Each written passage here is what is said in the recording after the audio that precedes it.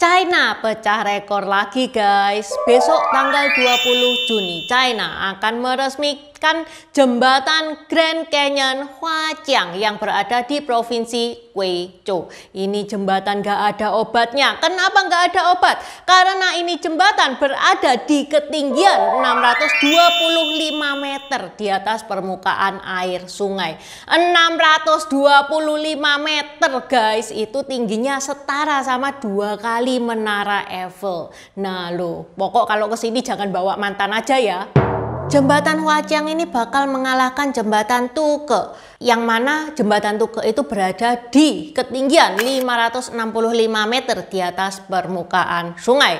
Jembatan Tuke ini diresmikan pada tanggal 22 Desember 2016 kemarin. Jadi tahtanya jembatan Tuke ini digulingkan hanya dalam waktu 9 tahun. Pensiun dini aja belum itu jembatan Tuke.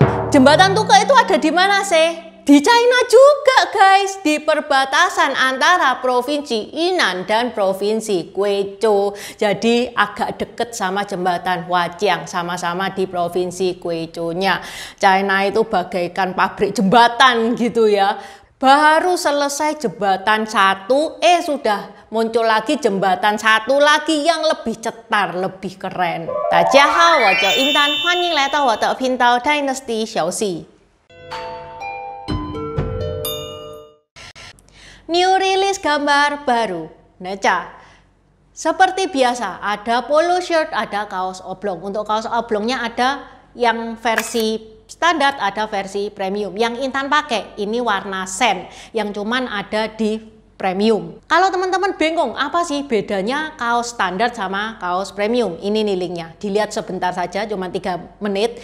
Di deskripsi juga sudah Intan taruh. Selain gambar Neca, ada juga gambar-gambar tokoh-tokoh Tiongkok lainnya. Selain gambar-gambar tokoh-tokoh Tiongkok juga ada custom marga. Custom marga ada berbagai efek, mulai glow in the dark, hologram. Kalau teman-teman nggak suka aneh-aneh tanpa efek juga ada. Mau tulisan besar, mau tulisan kecil juga ada. Mau tulisan nama lengkap juga bisa. Open PO sampai tanggal 15 Juni ya. Available di Tokped sama Shopee, yang linknya ada di deskripsi. Kalau teman-teman susah cari linknya, nggak usah sungkan untuk chat admin Tokped sama Shopee. Okay, let's start. 但如今，世界上最高的100座桥中，有近半数在贵州。贵州因此被誉为世界桥梁博物馆。随着众多巧夺天工的桥梁在崇山峻岭之中拔地而起，曾经4分5裂的。 Jembatan Ngarai Huaqiang alias Huaqiang Xiaku Tajiao adalah jembatan gantung yang sekarang sedang dibangun di provinsi Guizhou, China. Perlu teman-teman ketahui, provinsi Guizhou, China adalah tempat yang agak tertinggal, agak deso, agak tertutup, tidak terlalu terkenal di kalangan wisatawan. Coba sekarang Intan tanya, teman-teman di sini ada nggak yang pengen ke China? Bucket listnya ke China? Banyak kan ya? Ada nggak yang kepengen ke Guizhou? Nggak ada kan? Sekarang ini Guizhou itu sudah kayak selebnya TikTok. Banyak orang-orang yang penasaran kepengen ke Guizhou. Ya China memang kayak gini, China itu pengennya turis itu ke China terus tiap tahun ya kan. Tahun ini ke Beijing, besoknya ke Hainan, besoknya ke Guizhou, kayak gitu. Jembatan Huaqiang ini membentang di atas sungai Peipan. Dengan ketinggian 625 meter di atas permukaan air sungai, jembatan Huaqiang bakal jadi jembatan tertinggi di dunia. Jadi kalau kalian pengen ngebut di jembatan Huaqiang ini, jangan lupa pamitan dulu sama emak. Ini jembatan bakal diresmikan tanggal 20 Juni 2025, sebentar lagi. Dan yang bikin merinding ya guys ya, ini jembatan itu jembatan jalan raya ya, bukan jembatan gantung biasa yang cuman bisa dilewatin orang. Ini truk bisa lewat, mobil bisa lewat. Kenapa ya kok sampai dibangun jembatan Grand Canyon Huaqiang ini? Apa karena buat gaya-gayaan doang?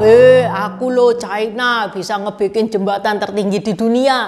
Enggak guys, jembatan Grand Canyon Huaqiang ini dibangun karena beberapa alasan penting. Bukan cuman buat pamer punya jembatan tertinggi di dunia, ya meskipun itu bonus besar. Alasannya itu apa? Yang pertama, menghubungkan daerah terpencil dan mempercepat transportasi. Intinya supaya jalanan itu nggak muter-muter kayak hidupmu. Sebelum ada jembatan Hwajiang ini, orang dari Liuzi mau ke Anlung atau sebaliknya, mereka harus naik turun bukit dan itu makan waktu 1 jam. Dengan jembatan ini mereka hanya butuh waktu 2 menit. Ya kalau 2 menit mah ndak usah pakai mobil ya, jalan kaki aja. Kalau pakai mobil mah nggak nutut sama parkirnya, kelamaan lebih lama parkirnya daripada nyetirnya ya kan. Yang kedua, mendorong pembangunan ekonomi di daerah miskin. Seperti yang Intan bilang tadi, Hwajiang adalah lokasi yang terisolasi, terpencil, tertinggal. Dengan adanya jembatan Hwajiang ini, suku pedesaan itu punya akses pasar. Barang itu bisa keluar masuk. Wisatawan didorong untuk ke sana. Minimal wisatawan pasti buang duit buat makan di sana. Yang mana ini akan membantu perekonomian warga lokal. Ini kayak salah satu program pembangunan pedesaan dan pengentasan kemiskinan ala China. Yang ketiga, menjadikan Provinsi Gwezhou ikon pariwisata jembatan. Karena Provinsi Gwezhou itu sebenarnya bagus ya, punya banyak lembah, punya banyak gunung, sehingga pemerintah itu mikir, ini tempat bagus loh, bisa ini dijadikan tempat pariwisata. Tinggal dipercantik dikit, tinggal dikasih akses-akses yang menggampangkan turis untuk ke sana. Yang mana pemerintah itu bakal ngebikin ya, nantinya bakal ngebikin di Provinsi Gwezhou itu museum jembatan, lift vertikal setinggi 200 meter, dan kafe di puncak. Yang mana kopinya memang bayar, tapi lihat jurangnya gratis kok. Yang keempat, ajang unjuk gigi insinyur-insinyur China. Ya gimana enggak ya, ini jembatan ketinggian 625 meter loh. Ini susah banget ini ngebikinnya. China itu kepengen menunjukkan bahwa dia masih top of the game di dunia konstruksi.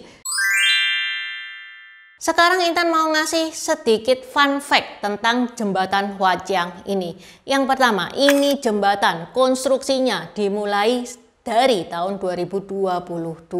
Hanya 3 tahun guys untuk menyambungkan 2 tebing raksasa. Kalau misalkan nyambungin hati itu secepat menyambungkan 2 tebing raksasa ini, mungkin dunia sudah damai sejak lama. Itu yang pertama.